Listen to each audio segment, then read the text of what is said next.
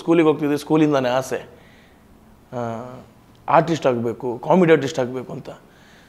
So ಅಲ್ಲಿಂದ ಅಂದರೆ ಯಾರಿಗೆ ಹೇಳೋದು, ಯಾರು ಕರ್ಕೊಂಡು ಹೋಗಲ್ಲ, ಯಾರು ಏನು ಮಾಡಲ್ಲ. ಸೊ ಅದೊಂದು ಮನಸ್ಸಲ್ಲಿತ್ತು. ಸೊ 10th ಆದ ತಕ್ಷಣ ಕಾಲೇಜ್ಗೆ ಹೋಗ್ಬೇಕು ಅಂತ ಕೇಳಿಲ್ಲ ಅಪ್ಪನ ಹತ್ರ. ಅಪ್ಪ ನಾನು ನಾಟಕಕ್ಕೆ ಸೇರಿಸು ಅಂತ. ಅವ್ರಿಗೂ ಹೋಗಿಲ್ಲ, ಏನು ನಾಟಕ ಎಲ್ಲ ಬೇಡ, ಕಾಲೇಜ್ಗೆ ಹೋಗಿ ಓದು ಆಮೇಲೆಲ್ಲ.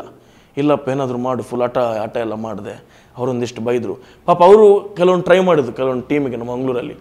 ಸೊ ಹಿಂಗೆ ನಮ್ಮ ಮಗನಿಗೆ ಅವನಿಗೆ ಅಷ್ಟು ಕ್ರೇಜ್ ಇದೆ ನಾಟಕದ್ದು, ಅನ್ನೊಂದು ಸೇರಿಸಿ ಅಂತ. ಬಟ್ ಎಲ್ಲದಾಗ ಟೈಮ್ ಬರಬೇಕು. ಸೊ ನಾನು ಕೇಳ್ತಿದ್ದೊಂದು ಚಿಕ್ಕ ಟೀಮಲ್ಲಿ ಒಂದು ಚಾನ್ಸ್ ಸಿಕ್ತು, ಮಾನಸ ಕಲಾವಿದರು ಅಂತ. ಸೊ ಡೈಲಿ ರಿಹರ್ಸಲ್ಗೆ ನಾಟಕಕ್ಕೆಲ್ಲ ಹೋಗ್ತಿದ್ದೆ. ಅಲ್ಲಿಂದ ನಮ್ಮದು ಮಂಗಳೂರು ನಮ್ಮ ಟೀಮ್ ಅಂತ ಒಂದು ಲೋಕಲ್ ಚಾನಲಲ್ಲಿ ಕಾಮಿಡಿ ಶೋ ಮಾಡ್ಲಿಕ್ಕೆ ಸ್ಟಾರ್ಟ್ ಮಾಡಿದೆ. ಅಲ್ಲಿಂದ ಕಾಮಿಡಿ ಕಿಲಾಡಿಗಳು ಆಡಿಷನ್ ಇಟ್ಟಿದ್ರು ಮಂಗಳೂರಲ್ಲಿ ಸೀಸನ್ 1ಗೆ. ಸೊ ಆ ಆಡಿಷನ್ ಗೇಟ್ವರೆಗೆ ಹೋಗಿದ್ದೀನಿ, ಸೀಸನ್ 1 ಆಡಿಷನ್ಗೆ.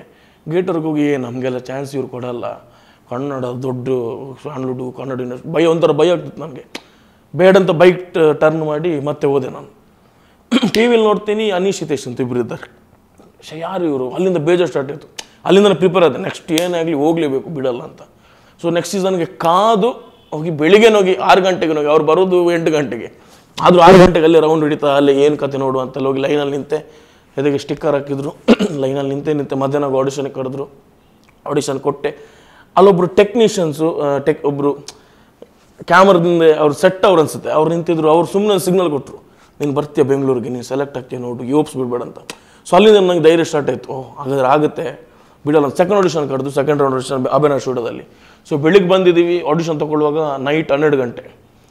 ಸೊ 12 ಗಂಟೆಗೆ ಆಡಿಷನ್ ತೊಗೊಂಡ್ರು, ಹಾಫ್ ಆನ್ ಅವರ್. ಮತ್ತೆ ಇನ್ನೊಂದ್ಸಲಿ ಕರ್ತೀನಿ ಅಂದರು, ಇನ್ನೊಂದ್ಸಲಿ ಕರೆದು, ಇನ್ನೊಂದ್ಸಲಿ ಸೇಮ್ ರಿಮಿಟ್. ಬೆಳಿಗ್ಗೆ 8 ಗಂಟೆಗೆ ಬಂದಿದ್ದೀವಿ, 12 ಗಂಟೆಗೆ ನೈಟ್ ಆಡಿಷನ್ ತೊಗೊಂಡ್ರು. ಅಲ್ಲಿಂದ ನಮ್ಮ ಶರಣಯ್ಯ ಸರ್ ಇದ್ದರು. ಆಗ ಅವ್ರು ಯಾರು ನಮಗೆ ಗೊತ್ತು, ಅವರು ಮಾಸ್ಕ್ ಎಲ್ಲ ಹಾಕಿ ಸುಮ್ಮನೆ ಕೂತಿದ್ರು ಆಡಿಷನ್ ಮಾಡಬೇಕಾದ್ರೆ. ಇವನ್ನ ಕಳಿಸ್ಬೇಡಿ, ಇವನ್ನ ನಿಲ್ಲಿಸಿಲ್ಲ ಅಂದರು. ಸೊ ಊರಲ್ಲಿ ಏನು ಬಟ್ಟೆಲಿ ಏನು ತೊಗೊಂಡ್ಬಂದಿಲ್ಲ, ಆದರೂ 1-2 ದಿನ ಬೆಂಗಳೂರಲ್ಲಿದ್ದೆ ನಮ್ಮ ಫ್ರೆಂಡ್ ಅವ್ರ ಮನೆಯಲ್ಲಿ. ಸೊ ಅಲ್ಲಿಂದ ಪ್ರಾಕ್ಟೀಸ್ಗಳು ಸ್ಟಾರ್ಟ್ ಆಯಿತು. ಪ್ರಾಕ್ಟೀಸ್ಗಳು ಸ್ಟಾರ್ಟ್ ಆಗಬೇಕಾದ್ರೆ ಒಂಥರ ಭಯ. ಇಲ್ಲಿದ್ದು ವಾತಾವರಣ ನೋಡಿದ್ರೆ ಹಿಂಗೆಲ್ಲ ಜೋರು ಮಾತಾಡ್ತಾರೆ, ಹಾಂ ಅಂತೆಲ್ಲ ಒಂಥರ ಭಯ ಸ್ಟಾರ್ಟ್ ಆಯಿತು. ಹಿಂಗೆಲ್ಲ ಮಾತಾಡ್ತಾರೆ, ಇದೆಲ್ಲ ನಮ್ಗೆ ಆಗಲ್ಲ, ಸೆಟ್ ಆಗಲ್ಲ, ನಾನು ಓಡ್ತೀನಿ ಅಂತ ಲಿಟ್ರಲಿ ಓಡ್ಲಿಕ್ಕೆ ರೆಡಿಯಾಗಿದ್ದೆ ನಾನು ಮಂಗಳೂರಿಗೆ. ಮನೆಗೆ ಫೋನ್ ಮಾಡಿ ಹೇಳಿದ್ದೀನಿ, ಅಮ್ಮ ನಾನು ಇವತ್ತು ಇಲ್ಲಿಂದ ಎಸ್ಕೇಪ್ ಆಗಿ ಬರ್ತೀನಿ, ನನಗೆ ಆಗಲ್ಲ ಇಲ್ಲಿ. ಒಂಥರ ಭಯ. ಆ ಟೈಮ್ ಚಳಿ ಎಲ್ಲ ಬೇರೆ, ತುಂಬ ಚಳಿ ಭಯ ಎಲ್ಲ ಮಿಕ್ಸ್ ಆಗಿ ಇಷ್ಟು ದೊಡ್ಡ ದೇಹಕ್ಕೆ ಭಾಳ ಕಷ್ಟ ಆಗಿತ್ತಾಗ. ಆದರೂ ಒಂದು ಪಾಯಿಂಟ್ ಆಫ್ ವ್ಯೂ ಯೋಚನೆ ಮಾಡಿದೆ, ಯಾಕೆ ಬಂದಿದ್ದೀನಿ ಇಷ್ಟು ಕಷ್ಟಪಟ್ಟು, ಏನಾಗ್ತದೆ ಮಾಡೋಣ ಅಂತ. ಅಟ್ಲೀಸ್ಟು ಇಲ್ಲಿ ಏನಾಗಿದೆ ಅಂದರೆ 3 ವಾರ 3 ವೀಕ್ಸ್ ಇರ್ತೀನಿ, ಆಮೇಲೆ ಅಂತ ಎಲಿಮಿನೇಷನ್ ಇರುತ್ತೆ, ನಾನು ಎಲಿಮಿನೇಷನ್ ಮಾಡ್ತಾರೆ, ಈ ಥರ ಫಿಕ್ಸ್ ಆದೆ.